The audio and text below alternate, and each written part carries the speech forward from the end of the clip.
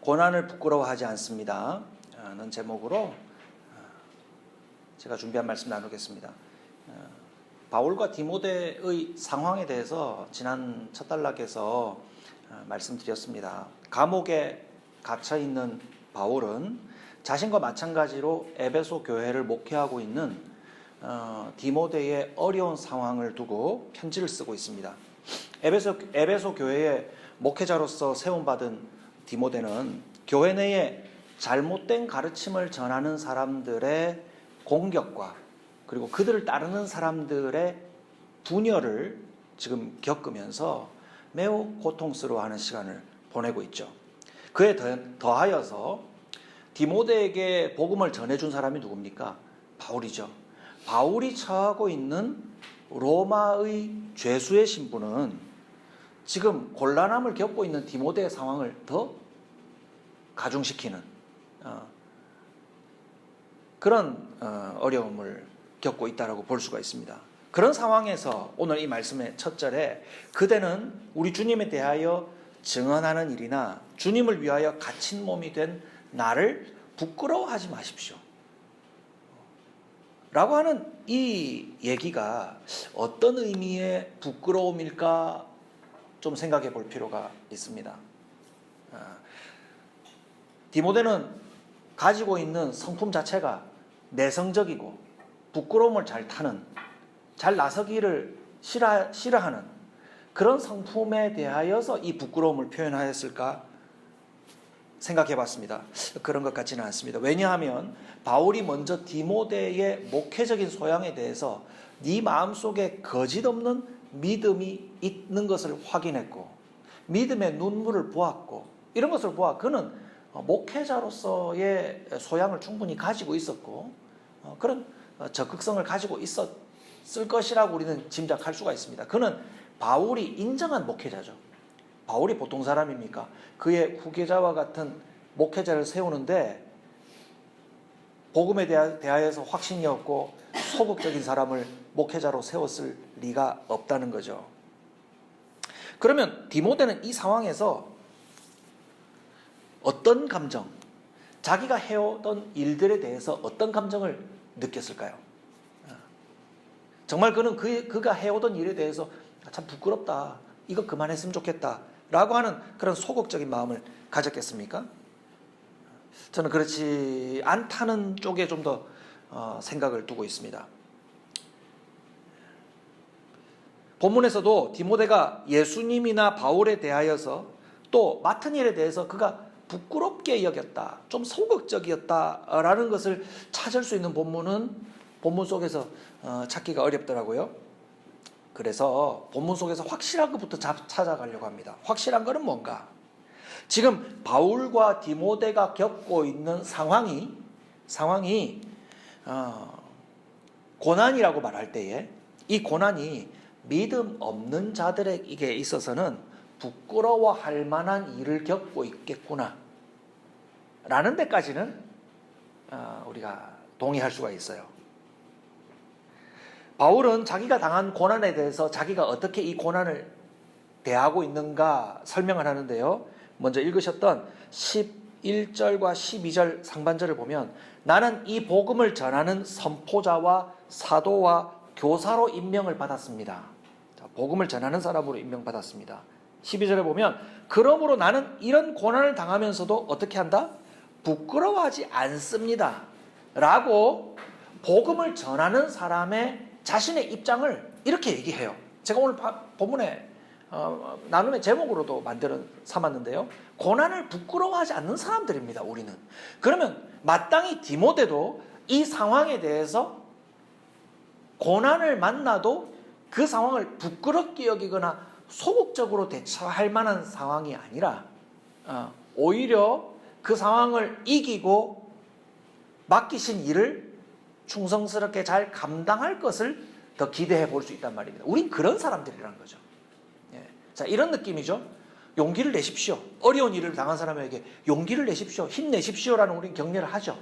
그런데 그 사람이 용기를 내지 않는 상황에서 그 얘기를 꼭 하는 건 아니라는 거죠. 우리 용찬이가 군대에 갔는데 힘내라, 이겨내라, 라고 했을 때 용찬이가 힘을 내지 못하거나 이겨내지 못하기 때문에 그러한 경계를 하는 것은 아니죠.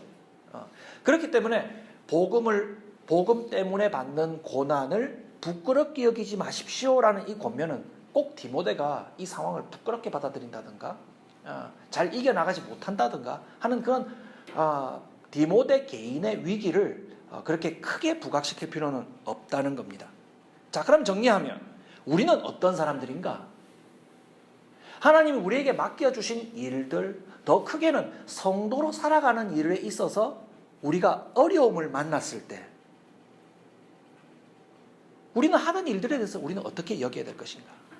우리는 오늘 말씀의 제목과 같이 우리는 고난을 부끄럽게 여기는 사람들이 아닙니다. 우리는 그런 사람들이 아닙니다. 우리가 겪는 고난이 우리가 살아오던 성도의 삶에 대한 믿음을 조금도 바꾸어 놓을 수 없다 하는 것이 우리의 고백이에요. 그렇죠. 상황이 바뀐다고 우리를 성도로 부르시고 우리를 말씀 증거하는 사람들로 부르신 하나님의 부르심을 의심할 수가 있습니까? 우리는 그런 사람들이 아니다라고 선언하고 있는 겁니다. 우리가 살다 보면 환경이 내 뜻대로 따라주지 않을 때가 있죠. 그러면 우리는 사람이라서 실망하거나 또 마땅하지 않게 나에게 일어난 일에 대해서 저 같은 사람은 화가 납니다. 좀 성격이 좋지 않아가지고 실망했다가 도대체 왜 나한테 이런 일이 일어나는 거지? 왜 나한테 이런 게 부당하게 대하는 거지 하면서 화가 일어날 때가 있어요. 좀 극단적으로 해볼까요? 우리가 예수 믿는 사람들이고요. 우리는 기독교 신앙을 갖고 있습니다. 그런데 극단적으로 우리가 믿고 우리가 예배하는 이 예배의 행위를 누가 못하게 한다고 가정해 보세요. 그럼 우리의 몸과 마음은 어떻게 반응합니까? 실망하겠죠. 그리고 부당하게 대우받는 것에 대해서 우리의 마음은 화가 일어나게 될 겁니다. 이런 말 하죠. 일반적인 표현을 하겠죠. 종교의 자유가 없습니까? 우리 기독교를 우습게 보는 겁니까? 왜 불교는 잘 모이게 하고 왜 우리 기독교에게만 이런 불리한 적용을 하는 것입니까? 하면서 화를 내게 되겠죠. 물론 정당히 따질 것은 따져야 하겠지만 우리의 마음 중심에는요, 실망하거나 화가 견딜 수 없이 치미는 것을 우리는 잘 다스려야 합니다. 하나님을 향해서도 그런 식으로 얘기하겠죠. 하나님, 우리가 지금 하나님 믿고 따라가고 있는데 다른 게 아니라 하나님 만나는 이 예배도 하나님 침해받지 못하도록 잘 지켜주시지 못합니까? 라고 하나님께 묻겠죠. 따지듯이. 하나님 도대체 뭐 하시는 거예요? 계시기나 한 거예요? 디모데도 그런 상황과 마찬가지예요. 바울에게서 받은 참된 복음을 가지고 에베소 교회를 성실하게 목회했는데 그 결과가 잘못된 가르침을 전하는 사람들의 공격과 또 그들의 매력 있는 이끔에 대하여서 유혹받은 사람들이 분열을 일으켜서 교회가 2개, 3개로 나누어지는 그런 상황을 만나게 되면 얼마나 슬프고 화가 나며 우리 곧잘 표현하잖아요. 우리 성라면 하나님한테 하나님 도대체 이게 뭡니까? 하나님 내게 주어진 이 결과가 이게 뭡니까? 하며 하나님께 따지기도 한다는 거죠. 솔직히 말하면 그래요. 그런데 자신이 원했던 반대 결과가 찾아왔을 때 그 고난을 마치 일어날 일이 일어나는구나 라고 여기면서 그 상황을 당연한 것이라 말하면서 견딜 가치가 또한 있고 우리는 결국 견뎌낼 수 있다라고 하는 메시지가 나는 그 고난을 부끄러워하지 않는다라고 하는 그 짧은 선언 안에 담겨 있다는 것을 알 수가 있습니다. 우리가 베드로전서 4장 12절에서 16절 말씀은 여러분 들으시면 익숙하실 겁니다. 제가 읽어드릴게요.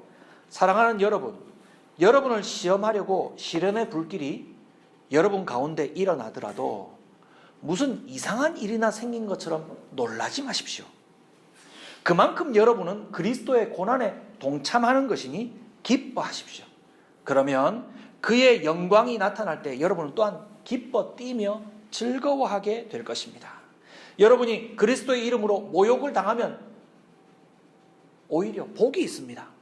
영광의 영, 곧 하나님의 영이 여러분 위에 머물러 계시기 때문입니다. 현재 지금 머물러 계시기 때문입니다.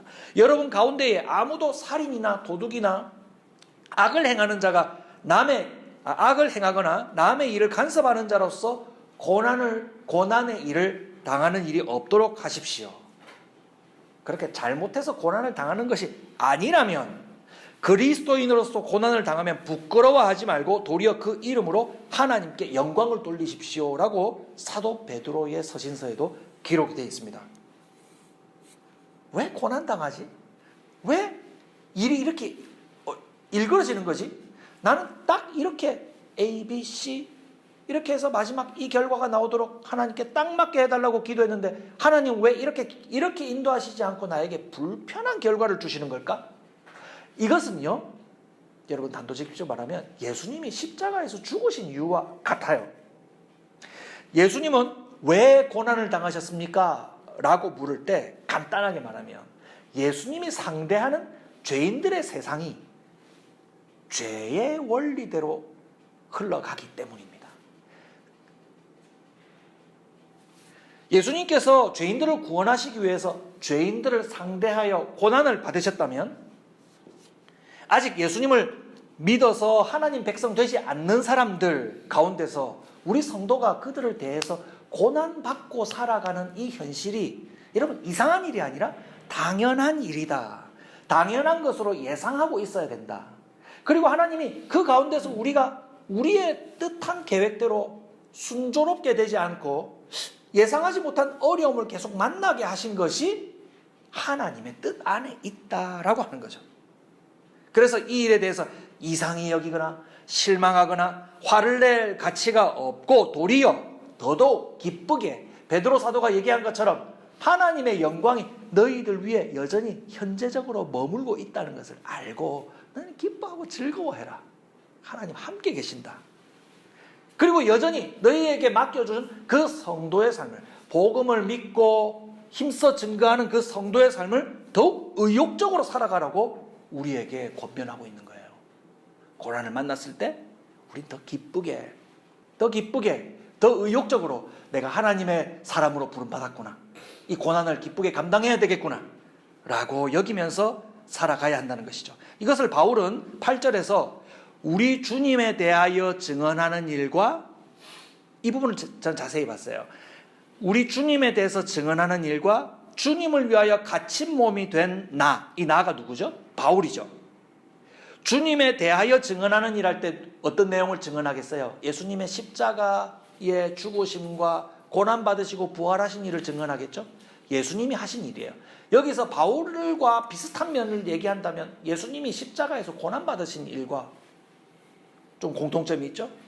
그리고 바울은 지금 주님을 위하여 갇힌 바 되어 있는 죄수의 신세가 되어 있어요. 그래서 바울은 주님에 대해서 증언하는 일과 주님을 위하여 갇힌 몸이 된 자기 자신을 동일시하면서 지금 누구를 불러내고 있어요? 디모데를 불러내고 있어요.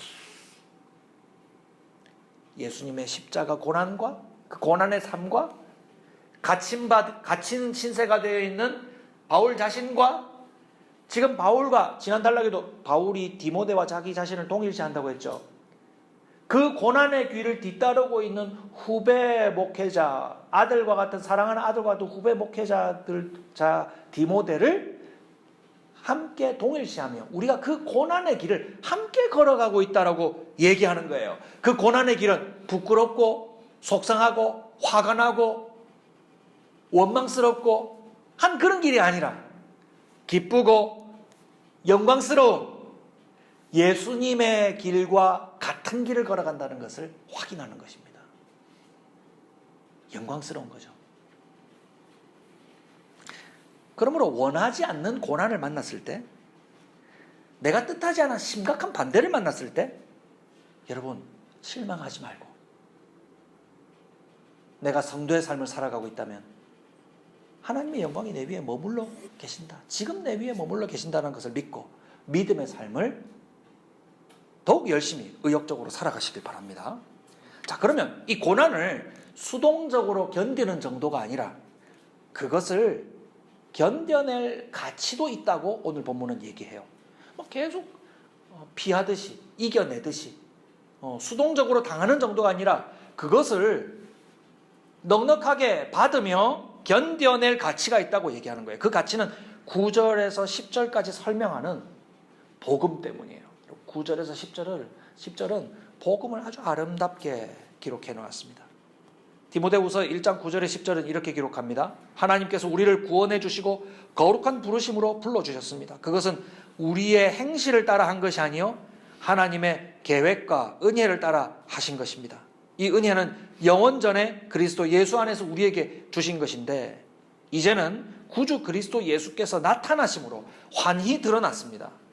그리스도께서는 죽음을 패하시고 복음으로 생명과 썩지 않음을 환히 보이셨습니다. 저는 이 구절이 너무 이 복음을 이렇게 설명한 것이 너무 아름다워서 계속 이 본문에 머물렀어요. 여러분, 고난이라는 관점에서 이 어려움은 어떻게 이길 수 있습니까? 그와 비할 수 없는 보상이 있으면 이겨낼 수 있어요. 우리 용찬이 얘기 계속해서 요즘 제 마음에 용찬이를 많이 두고 있어가지고 아빠 힘든 훈련이 있는데요. 이 훈련 마치면요 7박 8일 휴가를 줄 수도 있대요. 근데 힘든 훈련이라는데 제가 그 훈련을 찾아보니까 KCTC 가는 그 과학화 훈련 이런 건데 궁금해가지고 얘가 무슨 힘든 훈련에 저는 더 무게가 실려가지고 이 무슨 힘든 훈련을 받을까 찾아보니까 후기가 적혀 있더라고요. 참으로 유익했지만 다시는 받고 싶지 않은 훈련이었다. 그래 적어놨더라고요. 휴가 줄만 하겠구나. 엄청 힘들겠구나. 그런데 전화를 거는 아이의 음성에서는 7박 8일의 휴가에 무게가 실려가지고 아빠 그런 엄청난 보상이 있다고 합니다. 그 얘기를 해요.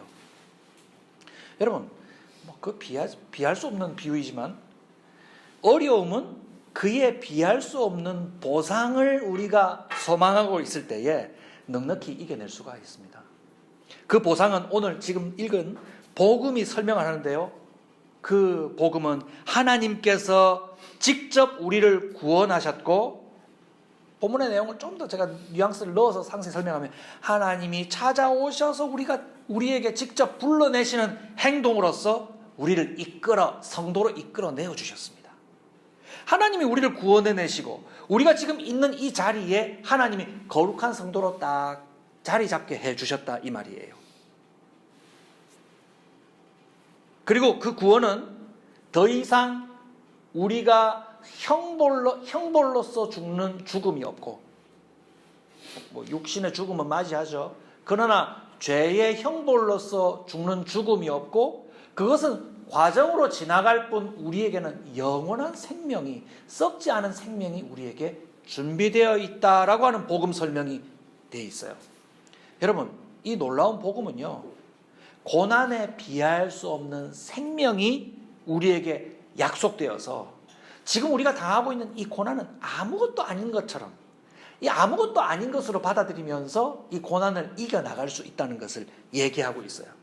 그렇기 때문에 고난이 우리에게 찾아올 때에 그것을 이상히 여기면서 나에게 도대체 왜 이런 일이 일어날까 하며 당황스럽게 여기며 부끄럽게 여길 것이 아니라 생명으로 인도하시는 하나님의 그 구원의 부르심이 주님이 계획하시고 직접 찾아오시고 거룩한 자리에 우리를 앉혀 놓아주시고 그리고 우리에게 형벌로서 일어나는 일들이 전혀 없게 하시며 영원토록 우리의 생명을 보존하신다는 하나님의 놀라우신 계획에 따라서 하나님이 직접 행하실 그 계획에 담겨있는 이 복음을 믿음으로 우리는 우리가 만난 이 일들을 예상하지 못한 일을 만났는데 하더라도 놀라지 않고 잘 이겨나갈 수 있다는 것이죠.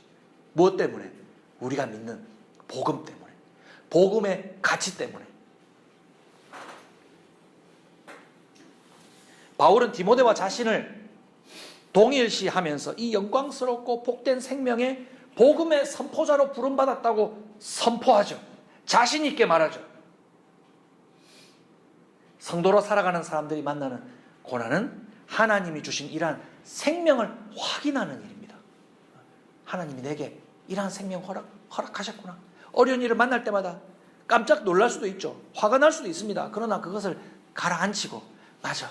나는 이것과 비교할 수 없는 놀라운 영광이 있지. 제가 영광이라는 것이 좀 막연하잖아요. 뭐 영광, 뭐 빛이나 뭐지? 영광을 다른 말로 좀 우리에게 다가오는 표현으로 바꾸면 가치입니다. 가치. 우리에게 하나님이 약속하시는 그 약속의 가치가 우리에게 어마어마한 거예요. 그래서 그 고난을 이길 수 있다는 것입니다. 그럼 마지막으로 한 가지 더 설명하기 원하는데, 고난을 받는 이유도 알겠어요. 그리고 고난을 받는 가치도 알겠어요. 그런데 우리가 그것을 해낼 수 있는 능력이 있습니까? 저는 저 자신을 잘 못 믿겠어요. 제가 그 고난을 과연 이겨나갈 수 있을까요? 저는 좀 두렵습니다. 무섭습니다. 라고 생각할 수가 있겠죠. 그러나 9절에서 10절에서 이미 설명한 복음 속에 표현되어 있는 것처럼, 여러분, 구원을 이루시는 자가 누굽니까? 질문 속에 답이 다 들어가 버렸네. 구원을 이루는 자가 누굽니까? 우리 하나님이시죠. 여러분, 복음 설명 한번 읽어보십시오. 우리가 개입할 여지가 아무데도 없어요. 우리가 한 게 없어요.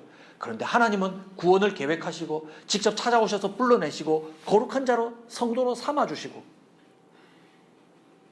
생명으로 우리를 이끌어가시는 그 모든 커다란 계획 속에 우리의 역할이 거의 없고 찾아볼 수 없고, 모두 하나님의 주권적으로, 하나님의 능력 속으로, 능력 안에 하나님의 구원이 있다는 것을 우리가 보았지요. 만약에 구원이 우리 능력으로 해야 한다면 우리는 그 구원을 확신하지 못할 겁니다. 여러분 자신이 여러분을 보장할 수 있습니까? 보장하지 못하죠. 마찬가지로 우리의 고난도 하나님이 감당하게 해 주신다고 바울은 얘기합니다. 디모데후서 1장 12절 말씀에, 그러므로 나는 이런 고난을 당하면서도 부끄러워하지 않습니다. 왜요? 나는 내가 믿어온 분을 잘 알고 있고 또 내가 맡은 것을 그분이 그날까지 지켜주실 수 있음을 확신합니다. 두 가지 얘기했죠. 나는 하나님을 압니다. 내가 지금까지 믿어온 하나님을 알고 있습니다. 그분은 저의 역할이 없고 저처럼 가능성이 없는 자를 이끌어내어 주셔서 구원해 주셨습니다. 하나님이 다 하셨습니다. 그분을 알고 있다는 것과 또한 내가 맡은 것, 우리에게 맡겨진 일들, 지금까지 맡겨져 왔고 내가 감당하고 있고 앞으로 어떤 일이 일어날지 모르나 그것은 아마도 고난과 같은 것일 겁니다. 예측하지 못한 어려움들이 있을 것입니다. 그 내게 맡기신 그 일들을 누가 이루신다고요? 하나님이 이루어 주실 수 있음을, 지켜 주실 수 있음을 확신합니다라고 얘기하고 있어요. 바울이 믿는 하나님은 아들을 고난받게 하신 아버지 하나님의 넘치시는 사랑과 십자가의 고난과 부활을 능력으로 이루신 예수님의 은혜로만 되었다는 것을 바울이 확신하고 있었기 때문에 자기에게 맡겨져 있는 고난의 모든 과정들도 하나님이 능히 하나님께서 이루도록 지켜주실 것이라고 고백하고 있는 것이죠. 그래서 우리는 믿음이 있는 사람들이 이렇게 고백하죠. 제가 한 것 아닙니다. 이 어려운 과정도 제가 할 수 있는 것은 솔직히 아닙니다. 저는 사실 용기도 없었습니다. 그러나 하나님이 다 하셨습니다. 라고 고백하죠. 고린도전서 15장 10절 말씀에, 그러나 내가 나 된 것은 하나님의 은혜로 된 것이니 내게 주신 그의 은혜가 헛되지 아니하여 내가 모든 사도보다 더 많이 수고하였으나 내가 한 것이 아니요 오직 나와 함께 하신 하나님의 은혜로라 라고 기록합니다. 여러분, 이 모든 일을 내가 어떻게 감당할까 걱정하지 맙시다. 내가 홀로 감당한다 생각하는 사람의 밤새우는 고민을 한번 떠올려 보십시오. 어찌 감당할까? 밤새 무섭고 밤새 불안하고 밤새 남아있는 고난이 막막할 것입니다. 우리에게 하나님이 이 일을 맡기셨다라고 믿는다면 하나님이 마침내 이루시도록 인도하실 것입니다. 지켜주실 것입니다. 고난을 부끄럽게 하지 않으신 하나님께서 그 모든 일을 넉넉하게 감당하게 하실 것입니다. 그러므로 바울의 이러한 고백, 우리는 고난을 부끄러워하는 수준의 사람들이 아닙니다.